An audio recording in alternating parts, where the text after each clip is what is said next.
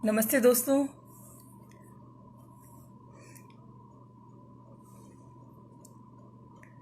उम्मीद है आप सब मुझे देख और सुन पा रहे होंगे। आप में से कई लोग हैं जिन्होंने सिर्फ मेरी कविताओं के वीडियो देखे हैं, ऑडियो देखे हैं, मुझसे सामने से नहीं मिले हैं। मैं कभी खुद से लाइव हुई नहीं।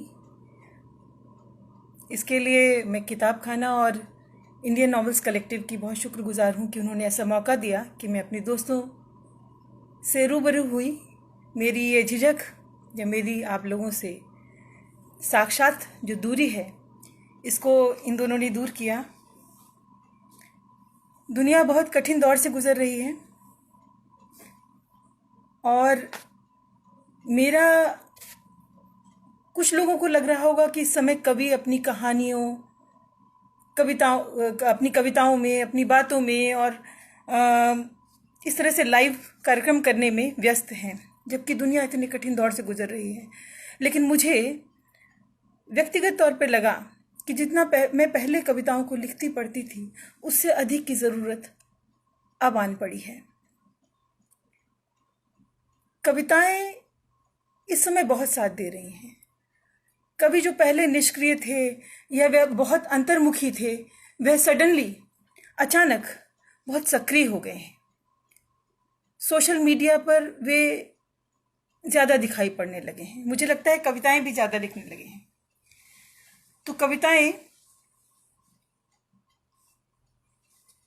अपने आप में एक हथियार हैं मुसीबतों और बुरे वक्त से लड़ने का। ये मैं अब खुद देख सकती हूँ और हथियार अच्छा है।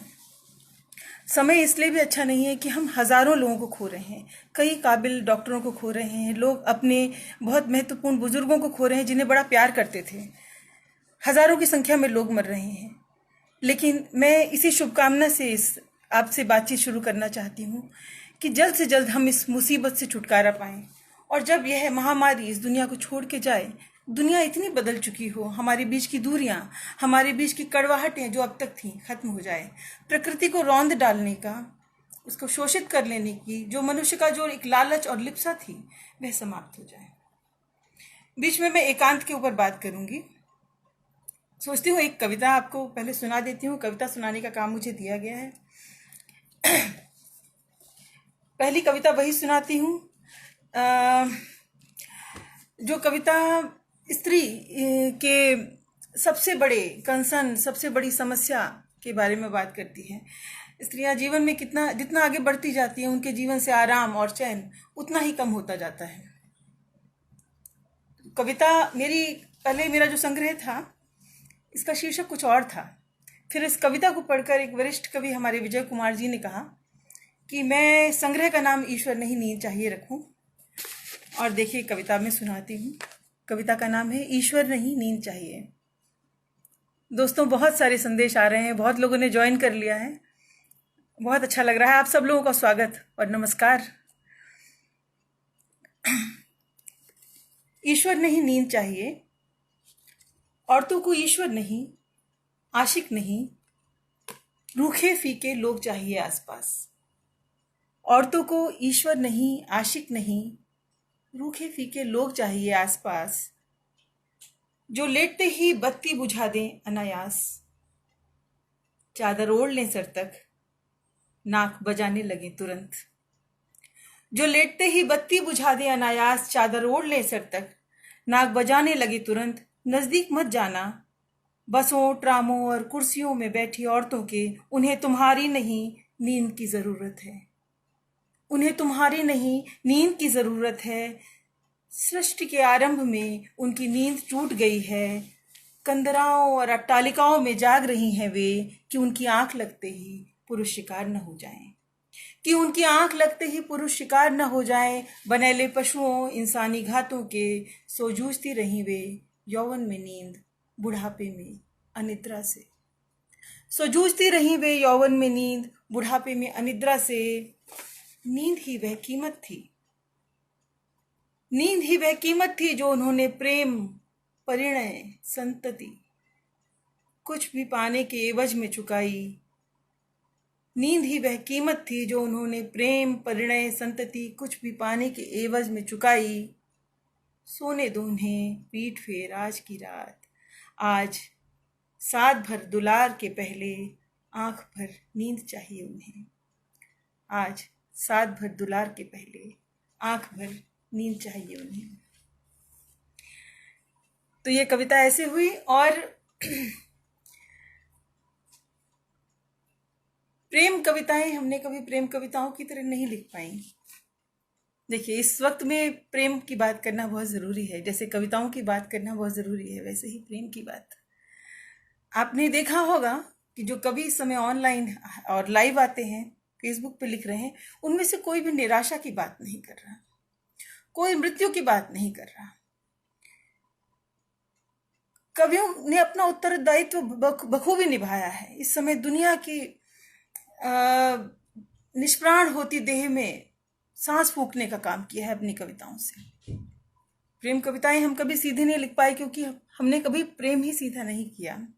जब वह रेत की तरह फिसल गया हमारे हाथों से, तब हमें पता चला कि यह तो प्रेम था।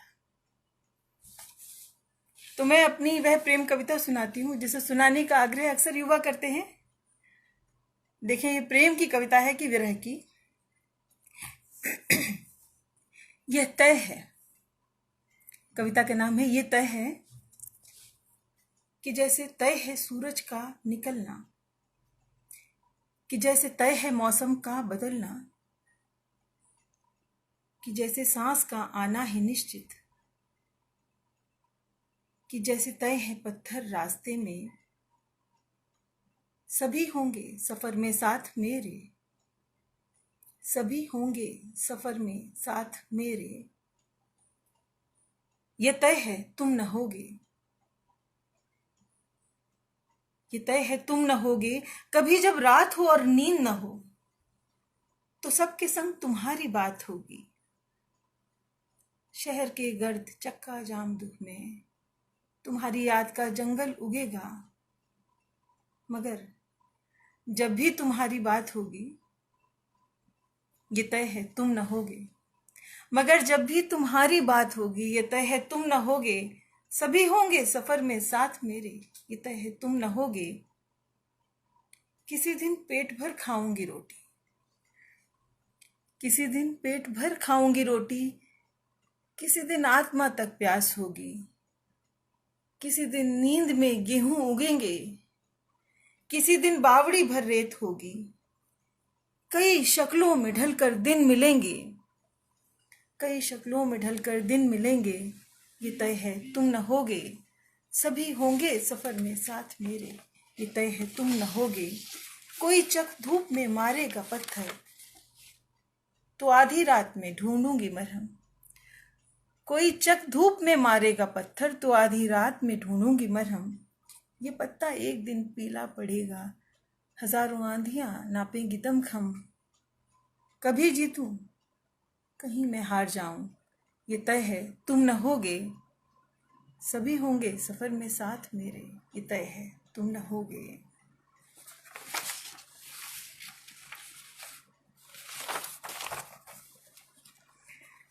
तो ये कविता ऐसे हुई। और देखिए, अभी पिछले दिनों मैं तिब्बत की कविता पे बहुत सारा काम कर रही थी।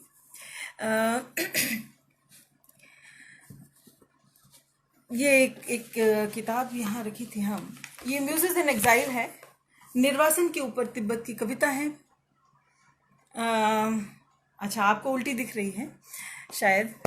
तो इसमें भूचुंग डी सोनम तिब्बत के बहुत बड़े निर्वासित कवि हैं, इस समय अमेरिका में रहते हैं। उन्होंने कई कवियों के, निर्वासित कवियों की कविताओं का संकलन इस किताब में किया है। मैंने इसमें से कुछ कविताओं का अनुवाद किया है। पिछले 3 साल से मैं इसके ऊपर काम कर रही हूँ। तो मैं आपको कुछ तिब्बत की निर्वासित कविताएं इस समय में सुनाना चाहती हूँ।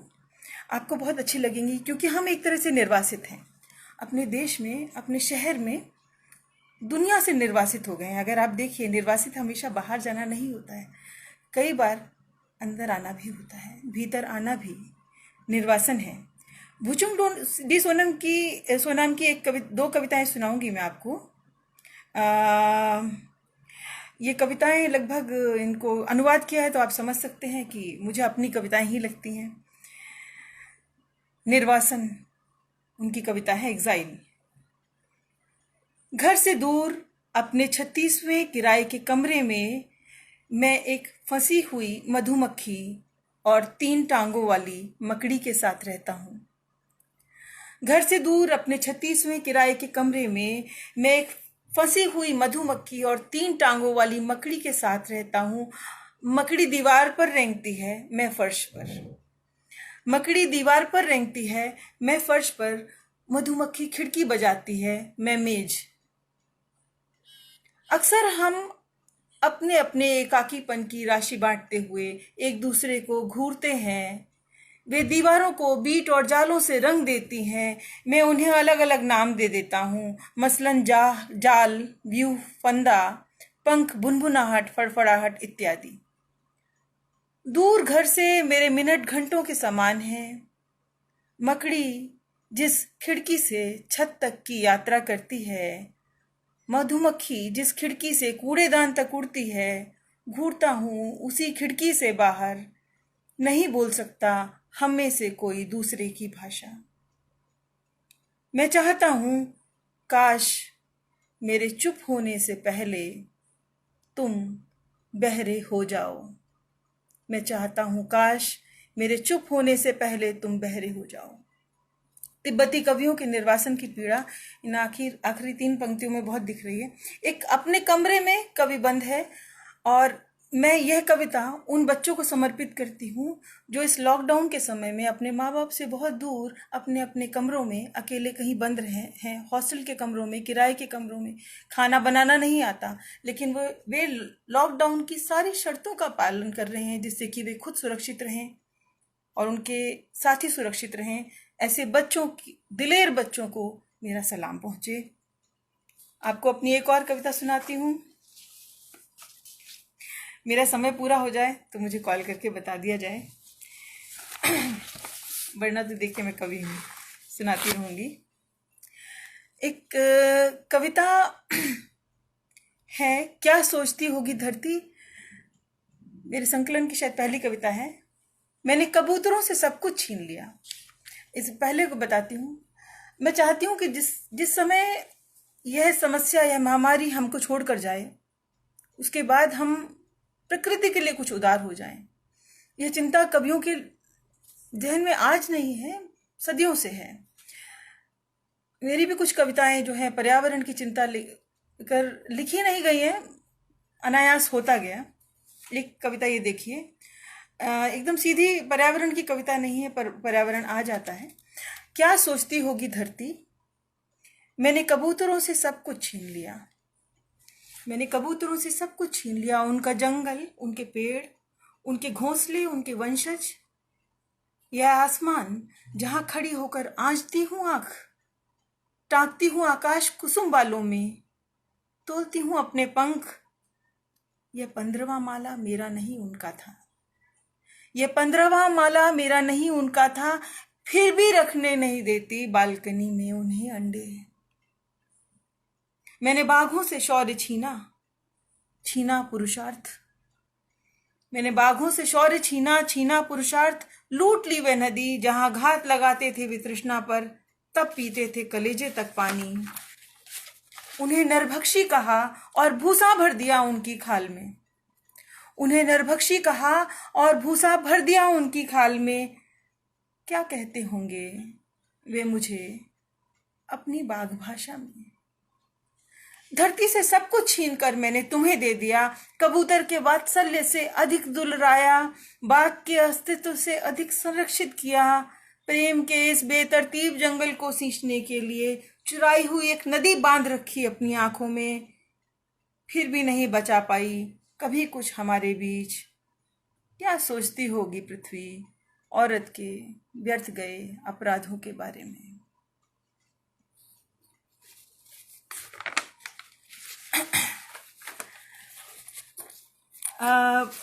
इसके साथ ही मैं आपको सोच रही हूँ तिब्बत की एक और कविता सुना दूँ।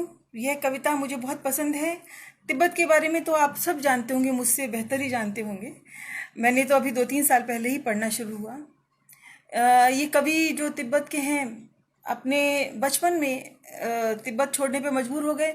कुछ उनमें से ऐसे भी कवि थे जिन्होंने कभी अपनी जन्मभूमि, अपनी मातृभूमि यानी तिब्बत को देखा ही नहीं। भुचुंग डी सोनाम की ही एक कविता सुनाती हूँ। व्हेन वॉज आई बॉर्न, इसका अनुवाद है कब हुआ था मेरा जन्म। यह पहली कविता थी जो मैंने किसी तिब्बत के कवि की पढ़ी थी, और पढ़ने के बाद मैं कई दिन परेशान रही थी, और तब मैंने तय किया कि मैं तिब्बत के कवियों पे काम करना चाहती हूँ। कब हुआ था मेरा जन्म, माँ कब हुआ था मेरा जन्म, माँ कब हुआ था मेरा जन्म, उस साल जब नदी सूख गई थी। कब हुआ था वैसा, उस साल जब फसल बर्बाद हुई थी। हम रहे थे भूखे कई कई दिन, और व्याकुल थे कि तुम बचोगे नहीं, और भयाकुल थे कि तुम बचोगे नहीं। क्या यही था वह वर्ष जब हम आए थे एक नए घर में? हाँ, यही था वह वर्ष जब उन्होंने हमारे घर को हथिया लिया था, बांट दिया था उसे राष्ट्रभक्त पार्टी सदस्यों के बीच, और हम निर्वासित कर दिए गए थे गौशाला में, जहां जन्मे थे तुम। जहां जन्मे थे तुम। कौन सा था वह साल माँ? वही जब उन्होंने बौद्ध विहारों को नष्ट कर दिया था, पिघला दी थीं तांबे की तमाम मूर्तियां बंदूक के छर्रे बनाने के लिए, और तुम पैदा हुए थे जब आकाश धूल से आच्छादित था। माँ, क्या यही था वह साल जब दादा हमसे दूर चले गए थे? हाँ, वही था, वही साल कि जब तुम्हारे दादा को बंदी बना दिया लिया था उन्होंने। मल साफ करते थे वे वहां, और खेतों में कीड़ों को मारते थे। तुम जन्मे तब घर में कोई मर्द नहीं था। माँ, क्या मैं जन्मा था उस साल जब दीवारें गिराई गई थी? माँ, मैं जन्मा था उस साल जब दीवारें गिराई गई थी। हाँ, वही था यह साल जब उन्होंने प्रार्थना घर को नेस्तनाबूद कर दिया था, खपच्चियां उड़ा दी थी, छत की धन्नियों की भित्ति चित्र मटमैले कर दिए थे। तुम जन्मे जब पूरब दिशा से एक पागल पवन बह रही थी। कौन सा था वह साल माँ? वही जब उन्होंने धर्म ग्रंथों को जला दिया था गांव के चौराहों पर, और अपने दल की तारीफ में गाए थे क्रांति के गीत। तुम पैदा हुए थे और घास के तिनकों ने उगना बंद कर दिया था। माँ, क्या यही था वह साल जब तुमने गाना बंद कर दिया था? माँ, क्या यही था वह साल जब तुमने गाना बंद कर दिया था? हाँ, यही था वह साल जब वे हमारी पड़ोसिन को ले गए थे, डाल दिया था उसे श्रम शिविर में, क्योंकि वह नहर खोदते वक्त एक लोकगीत गुनगुना रही थी। तुम जन्मे जब लोग एक एक कर गायब होते जा रहे थे। कब हुआ था यह, कब हुआ था यह? उसी साल जब उन्होंने दीवारों पर यह बड़ा सा सुर्ख नारा लिख दिया था, जो सर बाहर निकले वे कुचल दिए जाएंगे। तुम पैदा हुए थे जब सूर्य हमारे आकाश से तिरोहित हो गया था। कब माँ? उसी साल जब तुम्हारे पिता।